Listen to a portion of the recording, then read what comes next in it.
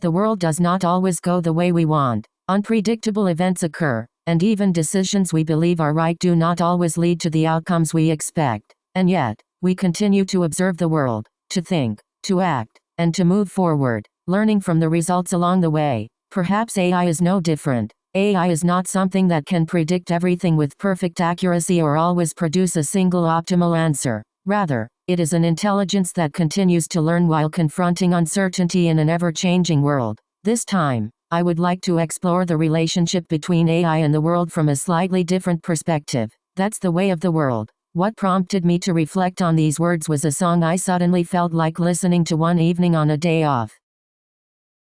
One evening on a day off. There is a quiet time when nothing needs to be finished in a hurry, and the day slowly draws to a close. At moments like that, there is a song I sometimes find myself wanting to hear. Earth, Wind, and Fires. That's the way of the world. Listening to it while watching the evening sky, I feel a certain warmth, and at the same time, a quiet sense of acceptance. Some things do not turn out the way we want. Some things cannot be changed. And yet, the world keeps moving, and we continue to live within it. As I look again at the title of the song, I begin to feel that although the words are very simple, they contain something important. That's the way of the world. That is simply the way this world is. But then, what exactly is this world? What kind of world are we actually living in? We live our lives constantly expecting something. If I do this, this will probably happen. If I make this decision, things will probably work out. If I follow this plan, the future will probably unfold this way. But reality does not always turn out as we expect. Expectation is not reality. There is always a gap between expectation and reality, and that gap does not exist simply because our decisions are wrong. The world itself changes. Unexpected events occur, and other people act according to intentions that are different from our own. In other words, the world is not something that can be completely predicted from the beginning. And yet, we accept reality and choose our next step. That's the way of the world. So why does such a large gap emerge between our expectations and reality? Behind it lies one major assumption in the way we understand the world.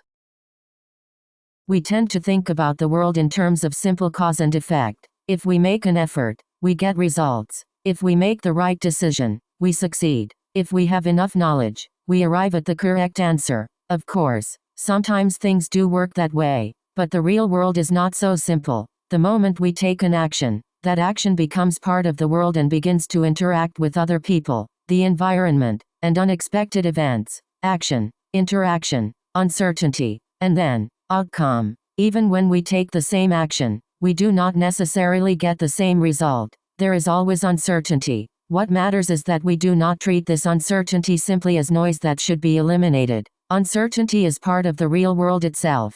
If that is the case, perhaps what AI needs is not the ability to predict the world perfectly. Instead, it needs to observe an uncertain world, consider multiple possibilities, and choose the next action from among them. In fact, this is already how today's AI sees the world. AI does not know the correct answer to the future. It observes the world and, based on the data and context it gathers, estimates what is likely to happen. Observation. And rather than seeing only one possible future, AI considers multiple possibilities. Future A, 40% future B, 30% future C, 20% future D, 10%. In other words, what AI sees is not a single answer that says, this is the future. It sees a distribution of possible futures. It represents those possibilities as probability, and from them, makes a prediction about which future is most likely to occur. What is important here is that AI does not know the future. It estimates possibilities precisely because the future is uncertain. Now suppose AI predicts that future A is the most likely outcome. Should we simply act in a way that leads us toward future A? This brings us to another important distinction. Predicting what will happen and deciding what to do are not the same thing.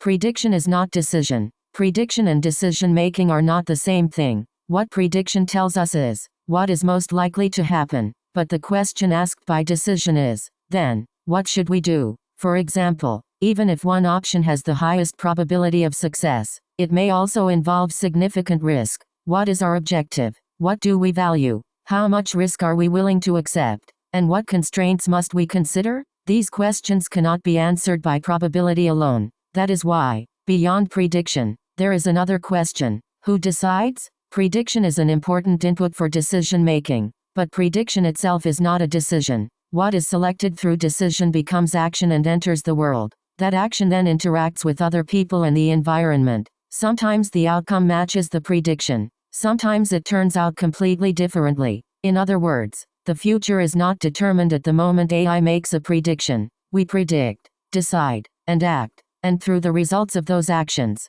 the next state of the world is created. This leads us to an even more fundamental question. For an entity that predicts, decides, and acts in an uncertain world, what, after all, is intelligence?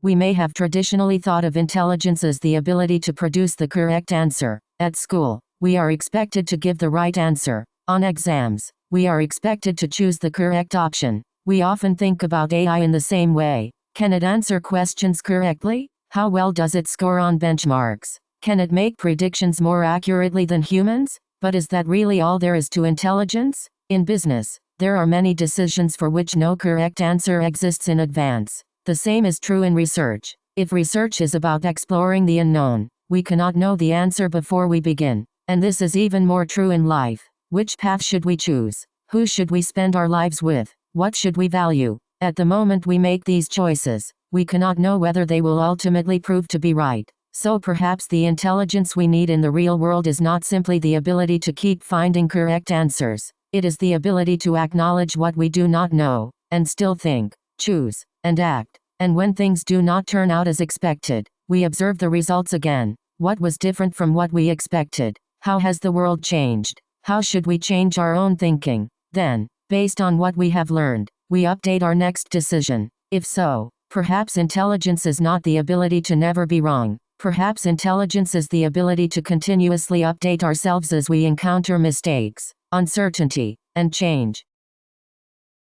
From here, intelligence begins to look a little different. Intelligence is not something that ends once we find the correct answer. First, we observe the world. Observe. We try to see what is happening as clearly and objectively as possible. Then, we think and decide. Decide. Even without complete information, we make a choice based on what is available at that moment. And then, act. We take action in the real world. The world then gives us a result. So we observe once again. Observe again. What was different from our prediction? How did the environment change? What did our actions produce? We observe these results and learn from them. And then, adapt. We update our thinking, our decisions, and our actions, and look at the world again. Observe, decide, act, observe again, adapt. As long as the world continues to change, this cycle continues as well. In other words, intelligence is not about possessing a single correct answer to the world. It is the ability to continuously renew our relationship with a changing world.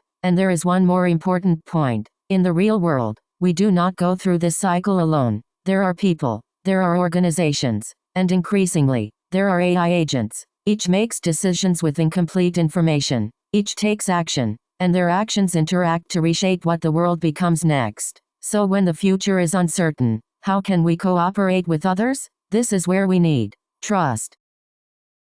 We usually translate the word trust as confidence, reliability, or faith in someone. But if we look at trust more structurally, it has a very interesting characteristic. Trust is an expectation about behavior that has not yet occurred. For example, this person will probably keep their promise, but we cannot know whether they actually will until that future arrives. Even so, we trust that person, delegate work to them, and cooperate with them. In other words, we do not need trust because the future is certain. We need trust precisely because the future is uncertain. The same is true for an AI agent. We might decide, I can probably entrust this AI agent with this scope of work. When we make that judgment, we do not completely know how the AI will behave in the future. Both humans and AI operate with incomplete information, and the future is uncertain. Even so, by forming expectations about how others will behave, we can delegate tasks and cooperate. That is why trust can be understood as expectation about future behavior, an expectation about how someone, or something, will act in the future. And this is important. Uncertainty is not the opposite of trust. Rather, it is precisely because the future is uncertain that trust becomes necessary. We do not know what the future will bring, and yet, we trust one another, delegate responsibilities, cooperate, and act. The moment we act, We are no longer simply waiting for the future to arrive. Through our actions, we begin to participate in creating a future that does not yet exist. And this is not limited to humans. When we entrust actions to an AI agent, AI itself becomes an actor capable of influencing the world. There is a major shift here in how we should think about the future of AI. Until now, we have tended to think of AI as something that observes the world from somewhere outside it. First, AI observes the world. AI observes. It receives information and predicts what is likely to happen. Predicts. Up to this point, AI is an observer of the world. But once AI agents begin to take real actions, the situation changes dramatically. Based on its predictions, AI chooses something and acts. It sends an email. It changes a price. It operates a machine. It delegates a task to another agent. At that moment, the AI's action begins to affect the real world. World changes. And the world that has changed is no longer the same world that AI observed before. New world. AI then observes this new world again. Predicts. Decides. And acts. World observe predict act world changes new world. And this cycle continues. In other words, AI is no longer merely an observer. AI becomes part of the world itself. AI observes the world. AI acts. Its actions change the world. And AI observes that changed world again. Humans and AI will both influence the world through their actions, together shaping what comes next. This leads us to an important realization. If the world itself continues to change, then the optimal solution cannot remain fixed either. What was optimal yesterday may not be optimal today. If so, what we need is not simply to find the right answer once. We need to continuously update our answers as the world changes. And here, our way of thinking begins to shift, from optimization to adaptation.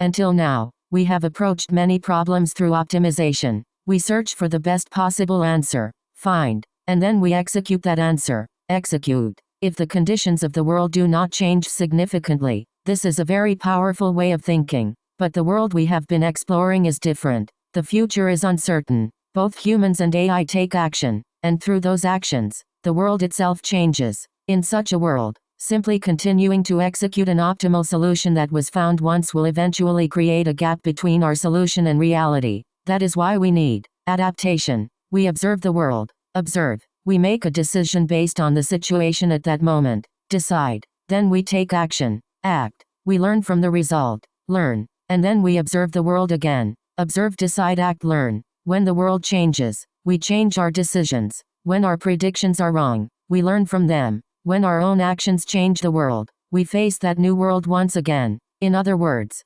optimization seeks an answer. Adaptation continuously responds to change. In a world where the future is not predetermined, what matters is not having a perfect answer from the beginning. What matters is the ability to observe change, learn from it, and continue adapting. Perhaps this is where the strength of intelligence in the coming era will lie. And after thinking about all of this, those words I heard one evening on a day off begin to sound a little different than they did at the beginning. That's the way of the world.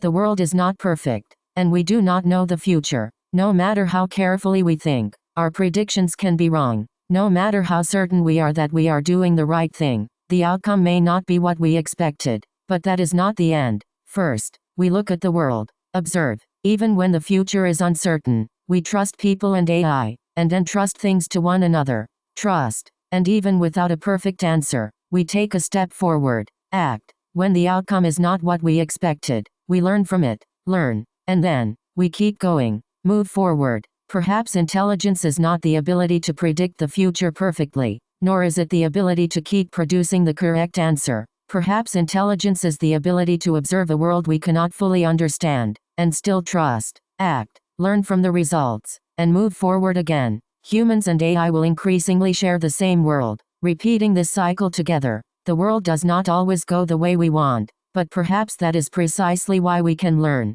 why we can change, and why we can create what comes next. So we return to the title of that song I heard one evening on a day off. That's the way of the world. Perhaps that is simply the way this world is.